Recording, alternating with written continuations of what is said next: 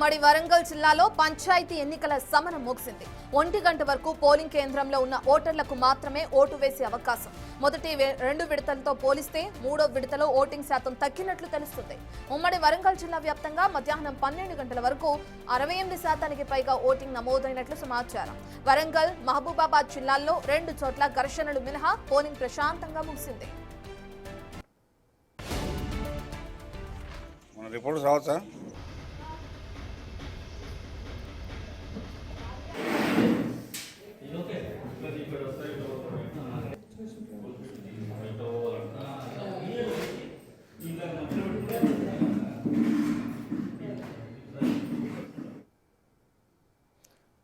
పూర్తి డీటెయిల్స్ అందించడానికి మా ప్రతినిధి వేణు అందుబాటులో ఉన్నారు వరంగల్ నుంచి.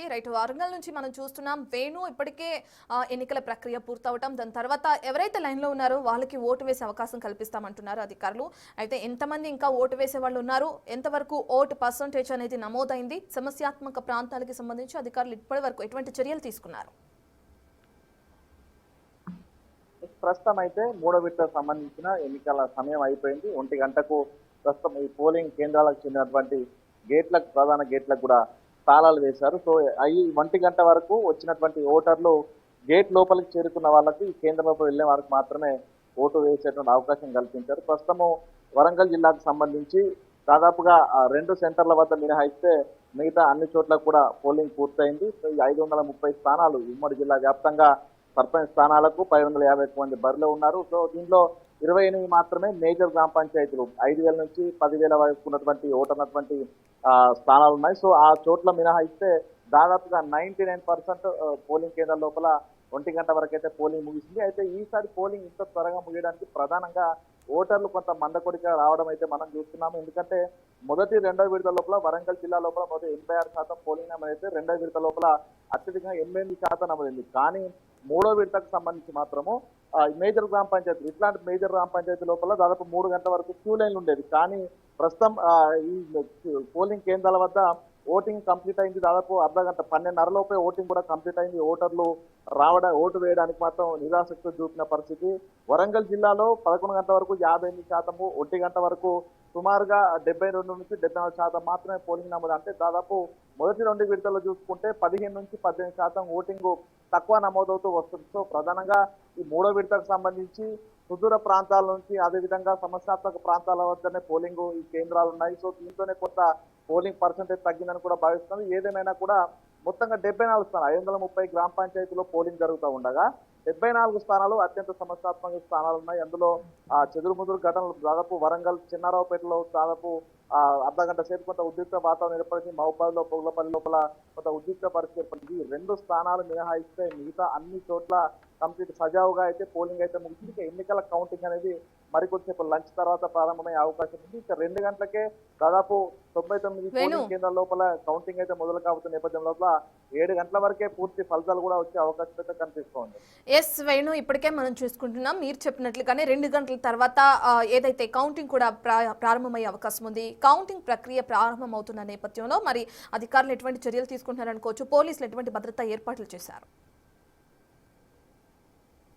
ప్రధానంగా ఈ 3వ విడతకు సంబంధించి దాదాపుగా ఎక్స్ట్రీమ్ ఏరియాలు, అటవీ ప్రాంతంలో ఉన్నటువంటి ఏరియాలు, అదేవిధంగా సమస్యాత్మక ప్రాంతాలు అధికంగా ఉన్నాయి. 3వ విడతలోనే అధికంగా ఉన్నాయి. సో దీనికోసమే పోలీస్ శాఖ ప్రత్యేక ఏర్పాటు కూడా చేసింది. వరంగల్ జిల్లాకు సంబంధించి వరంగల్, జనగామ, హన్మకొండ 3 జిల్లాల్లో వరంగల్ పోలీస్ కమిషనరేట్ పరిధి లోపలే ఉంది. ఇక్కడ ఈసారి గత 2 విడతల్లో కంటే కూడా 3వ విడతలో 1991 మంది పోలీసును బందోబస్తు కోసం కేటాయించారు. అందులో 5 డీసీపీలు ఉన్నారు, 3 అదనపు డీసీపీలు ఉన్నారు, 16 మంది ఏసీపీలు, 29 మంది ఇన్స్పెక్టర్లు, 130 మంది ఎస్ఐలు, 120 మంది ఏఎస్ఐలు, కానిస్టేబుల్ 12 మంది, హోంగార్డ్స్ 300 మంది, హెడ్ కానిస్టేబుల్ 340 మంది. అంటే ఈసారి బందోబస్తు మాత్రం కొంత కట్టుదిట్టంగా ఉండబోతోంది. ఇక ప్రత్యేకంగా కౌంటింగ్ సందర్భంగా 2 వర్గాలు ఏదైతే పోటీలో హోరాహోరీగా తలబడతాయో దానికి సంబంధించి 2 వర్గాలు పోలింగ్ కౌంటింగ్ కేంద్రాల వద్దకు మోహరించే అవకాశం ఉంటుంది. కాబట్టి ప్రత్యేకంగా స్ట్రైకింగ్ ఫోర్స్ ఏర్పాటు చేశారు.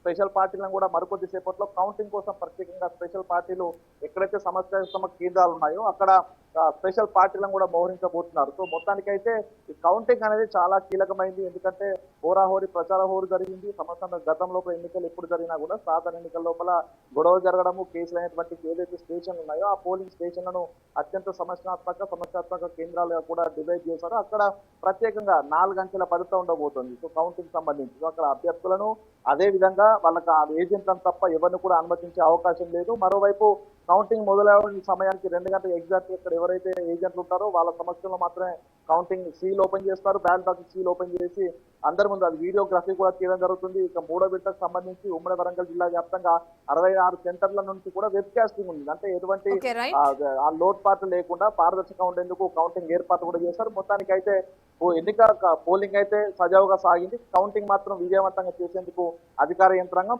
ముఖ్యంగా పోలీస్ యంత్రాంగం అయితే సిద్ధంగా ఉన్న పరిస్థితి. Right, thank you Venu.